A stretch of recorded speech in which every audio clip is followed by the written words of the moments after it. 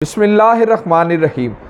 हज़रत सैयदना फ़ारूक़ आज़म रज़ी अल्लाह ताला अन्हु का मकाम व मर्तबा, हज़रत अमीरुल मोमिनीन हज़रत सैयदना अबू बकर सिद्दीक़ और मौलाए कायनात हज़रत अलीउल मुर्तज़ा शेर खुदा रज़ी अल्लाह ताला अन्हु की नज़र में क्या है, इस सिलसिले में दो बातें आप अहबाब की खिदमत में अर्ज़ हैं।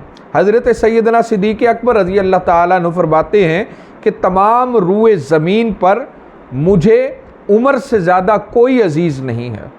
हज़रत अबू बकर सिद्दीक़ रज़ी अल्लाह ताला अन्हु से किसी ने अर्ज़ की कि मौत के वक्त दरियाफ़्त किया आपसे कि अगर जनाब से खुदावंद ताला ने दरियाफ़्त किया कि तुमने उमर को खलीफा क्यों मुंतखब किया, तो आप इसका क्या जवाब देंगे।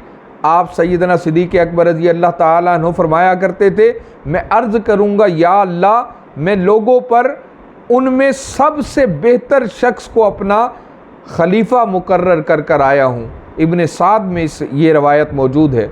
और इसी तरह इमाम जलालुद्दीन सयूती रज़ी अल्लाह ताला अन्हु ने इस रवायत को बयान किया। फरमाते हैं कि मौलाए कायनात अलीउल मुर्तज़ा शेर खुदा रज़ी अल्लाह ताला अन्हु फरमाते थे, जब तुम सालेहीन का ज़िक्र किया करो तो हज़रत उमर को कभी फरामोश ना किया करो, क्योंकि कुछ बाईद नहीं है कि इनका कौल इल्हाम हो और फरिश्ते की ज़ुबान बयान कर रहे हों।